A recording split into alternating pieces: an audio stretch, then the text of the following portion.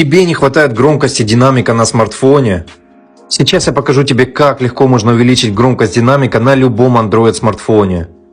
Залетаем в приложение Бустер Динамика. И здесь всего одним ползунком увеличиваем громкость. Не рекомендую ставить больше 50%, чтобы не испортить динамик и звук был нормальный. Также с помощью эквалайзера можете настроить звук под себя. Как видим, все очень просто, проверяйте громкость. Ну а приложение Speaker Boost ты найдешь у меня в телеге.